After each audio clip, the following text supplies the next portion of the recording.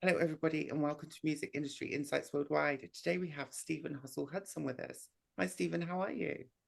I am great. Thank you for having me on your podcast. I am privileged.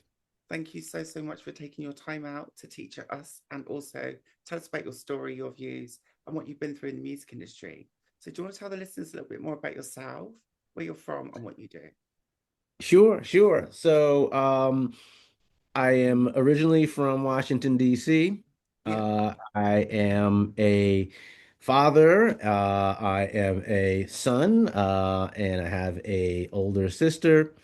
I have two children, and they are both grown adults. congratulations. And so that's where I'm from. Yeah, I always saw myself as a athlete and an artist. awesome. So I could go more into those specific things, but that's basically who I am at my core. Okay, so what kind of music do you do? And tell us a little bit more about that. So my musical background is basically a jazz um, Jazz? background. I Yeah, played jazz piano, went to Howard, studied jazz piano. While I was there, though, I discovered the business end of it. I studied actually, my major was music business. And I took an interest in that, and I saw that, well, maybe I had a few years more practice that's needed to keep up wonderful. Yeah. with my classmates. Some of them were outstanding, and I thought, well, maybe I'd be better off representing these guys Yeah. than trying to compete with them. Yeah. So that's how I ended up in the business of it all. So yeah. Oh, well done. How long have you been doing this for? Oh wow. Over 25 years probably at this Wow, point. that's awesome. Since Howard, yeah. So you've seen a lot of changes going on in the music industry. Did you have a musical education or did you find it as a passion as well? Did you get into it through friends and obviously a passion, or how did you get into it? Yeah, well, I studied because I loved it. I was passionate about it.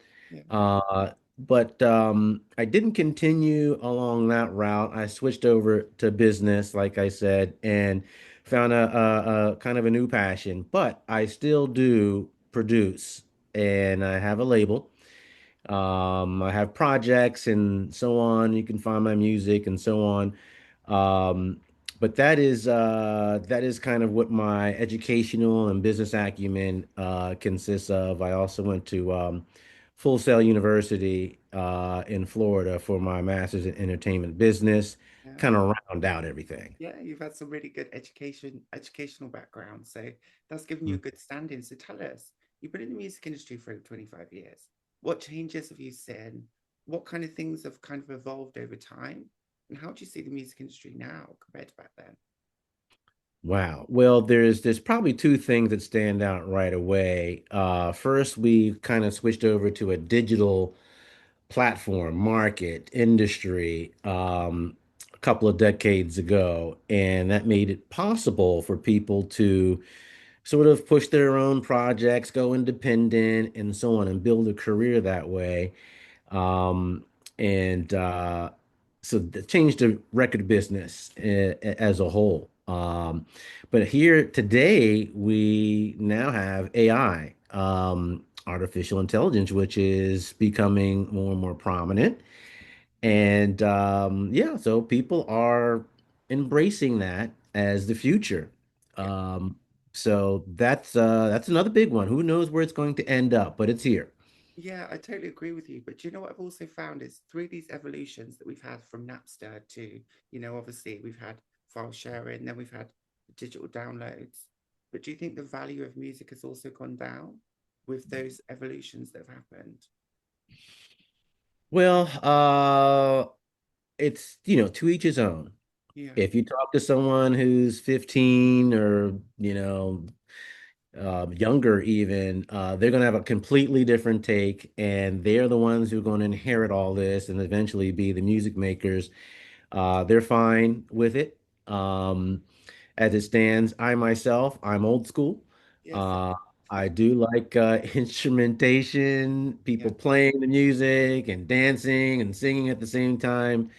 We see a lot of that still, being remade and reimagined thoughts. by the young artists. So, Yeah. and definitely there in the UK, they pay tribute to like the Motown guys Yes, and absolutely such. we do. Absolutely Yeah. we do. How could we not? We always salute you guys. We always follow you actually. As the United States, I think for music wise, you're always setting the bar. You always set the bar in every single genre. So I look up to you guys and I'm always inspired. So thank you for doing the work that you all do. Well, thank you for that. Yeah, that's encouraging. It's a pleasure. Thank you. And artists are making it now. There's so much competition. How would you advise an artist to now make money from music? Because there's not much money in music anymore. Yeah, you have to perform. Mm, Especially with this AI thing where, you just go online and find something that you like to hear and it doesn't have to be a performer in front of you.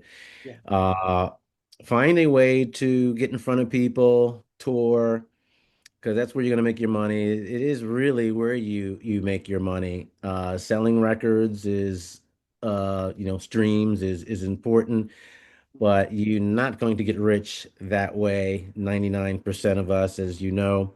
yeah. You've got to get out there and perform, get in front of the people, and don't be afraid to diversify and maybe jump into film and TV or even in book publishing, Yeah. which is something that we focus on here at Level 3 Media and Entertainment. Okay, that's really, really interesting. And I think, that's a good way to go. I think to have a stable income from music, you have to build around it and diversify your income streams, like you said. Absolutely. Mhm. So tell us, what kind of challenges and barriers, Stephen, have you faced coming into the music industry, around the music, developing, and also, through your career? Yeah, well, the first barrier was probably myself. Yeah. I hadn't put in the hours to get to a certain level. Mm. Honestly, I was busy playing football. That was my other half of my gift, Yeah, no. and I couldn't negotiate the two. I chose football. So my first barrier was probably myself, and it was an open one door while I closed another. Uh, but in terms of in the industry, um, it's kind of like any other industry, they like people who are younger Yeah, and have more time to grow them and groom them. yeah, I was in my mid-20s when I got to Howard, and I was probably older than most of the other students. And when I look at the different music companies and even in sports, they like to hire the 18, 19-year-old. yeah, So by the time they're 25, they're seasoned yeah. and, they can put them in these higher up positions. So age is had been a challenge. And of course, I'm too old now to care. So Oh, I do my own thing, still getting up on that stage and singing. No one's ever too able to do what they do and what they're good at. I see it as knowledge, experience, but it depends on what you do. And I think music is about having those skills, that skill set, understanding the industry. And obviously, you've done music business, which I think is really, really important. How important do you think it is for artists to know what they're getting into, how the business operates, and how to make money? Oh, what's important to know? Well, I have to go back to the AI thing. Yeah. Use it to your advantage. I chat GBT Oh, all yeah. the time, Yeah. and it does help to, save some of that time and that legwork of putting together pitch decks and proposals and whatever else. Um, but again, you've got to get out there in front of the people. You can't hide behind social media memes and Great. filters. You've got to get out there in front doing things like this. certainly you want to do. And again, diversify. Don't be afraid to be a musician who shows up on a pilot for a TV project, or write a children's book, or cookbook, or memoir. Um, do those things. But make sure it's also authentic to what you like and what your taste is, so it fits around your own persona, right? That's true. Yeah, Yeah, you have to be who you are because that's who you are. You can't be anybody else. right. Authenticity. Um, so that's extremely important. It has you have to be comfortable in your own skin. Find your gift and use that. Yeah, absolutely agree with you. Thanks, Stephen. And obviously, being in the music industry, what's your thoughts and feelings around equity, diversity, inclusion? What do you see? What's going on in Washington? Tell us a little bit more about that. Yeah, well, I do a bit of work in that space. On the other side of things is my philanthropy, which with the NAACP here, which is the National Advancement um, for colored people, uh, and that's all people of all colors. Mhm. And also the National Alliance Mental Illness, which deals with a lot of that issue. So I embrace it as this is part of our culture. Yes. I've always had friends from all different kinds of backgrounds. I'm no stranger to the LGBTQ community. Awesome. Um, they're friends of mine, and they always have been. It's no big deal. Um, but I do hope that we come to a point that we normalize it and see people as Yeah. people. Yeah, absolutely. I really like that as well. So thank you for sharing. And obviously, being different in the music industry, and obviously as it's evolved, it's become more accepting. Have you faced challenges? And also talking about mental health, has it affected your mental health working in music? Yeah, it has been challenging to financially stay afloat. Yeah. You have to balance that. Um, I've always had jobs and careers at the same time, and I throw school in there as well. Um, but I think me being busier and Sports. having all these balls in the air is been beneficial to my mental health. When I slow down, I have time to think and let the pressure get to me, kind of like it gets to me. Yeah. And I've been to therapy off and on throughout my life, and I found it just kind of like a healthy check-in. It is. Got me, on track if I was off track. Yeah. So I don't know how they feel about that there. It's still a little bit of a stigma here, but it should be part of your regular health Yeah. checkup. We're talking about it, especially in music, and I think a lot of the artists in music as well also face mental health issues and different issues around, performing and getting up on stage and being in the public eye. I think it Mm. for sure. Very much. Yeah. Yeah, I don't envy the people, celebrities who can't go outside without being mobbed. Yeah. I've been around them and I've seen it. Yeah. I haven't been that person though. So it's comes with the territory, but that's maybe why I'm behind the scenes, I would never say instead no, of in but it must front. be hard work. It must be really demanding as well. Everyone knowing who you are, for sure. Yeah. Yeah. Hmm. So tell us a little bit more. What would you like to see improve in the music industry, and what would you like to see, especially around the music industry itself? How could they improve what they're doing at the moment? Let's see. Well, I'd like to see a different take on the TV talent show. Okay.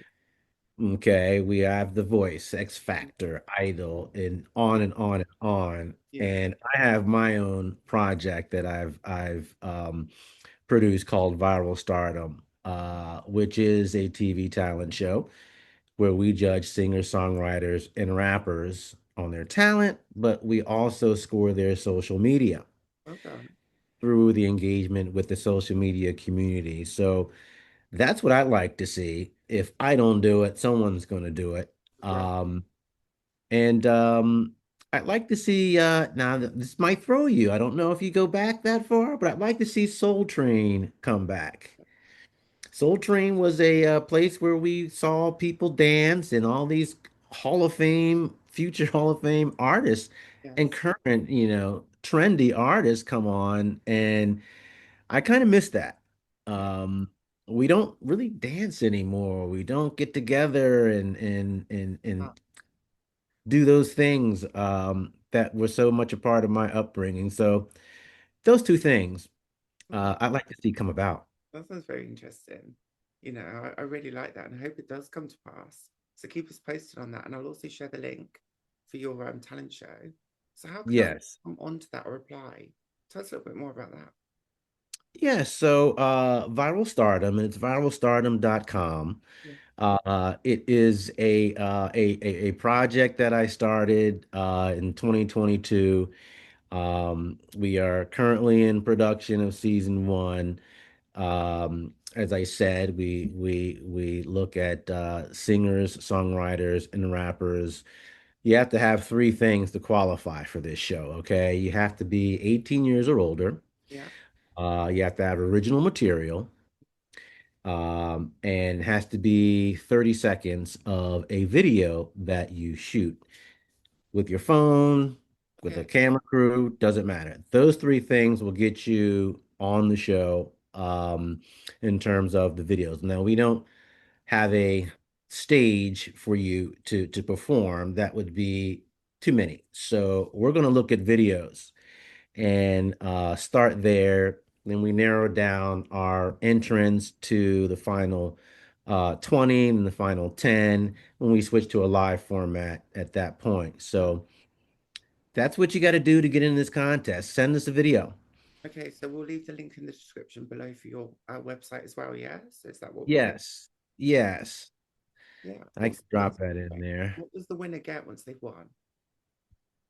So, what we offer is, I mentioned, the diversified artists. Yeah. Of course, we're going to want to record and get your music career going. Um, Other than that, we want to offer a TV project or Right. film project, also a book publishing deal. So all these things are on the table. We'll probably throw a little cash because cash is still king. So come on, Uh, listeners, please reply to this, please. Especially if yeah. it's based in the United States or is this worldwide?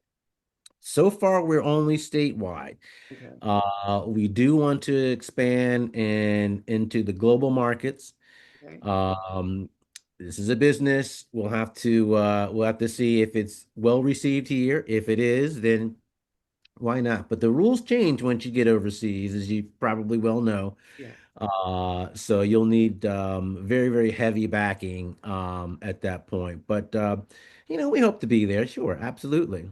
Sounds exciting. Well done. At least you're helping the raw talent. And I think that's another problem. Do you find the talent pipeline and also artist development, do you find that's kind of dying at the moment? It is sort of going a little bit left, I might say. The average artist is probably an independent, Yeah. where that was very rare. But when you become an independent artist, you are your A&R. Mhm. You are your tour manager, you are your agent, and on and on.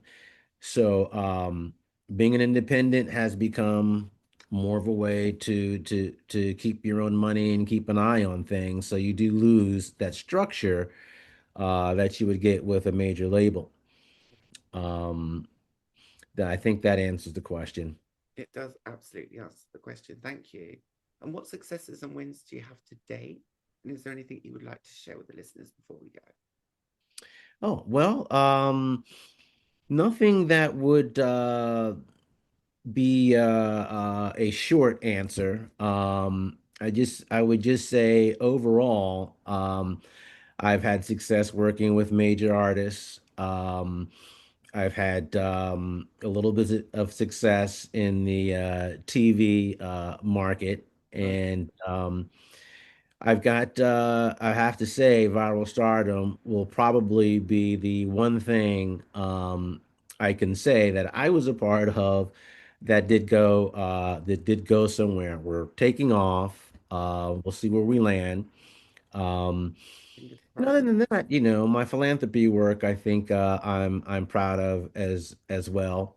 Should But be. like anybody else, I'm a working stiff, I'm just kind of an industry professional. Well done. Keep up the amazing work.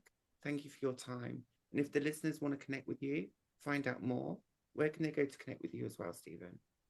So they can connect with me through stardom.com, excuse me, or they can connect with me on Instagram at Viral Stardom. Simply send me a DM. We do have a team of people, so we can field all these inquiries. So either way, you're going to get to me. Love to hear from you.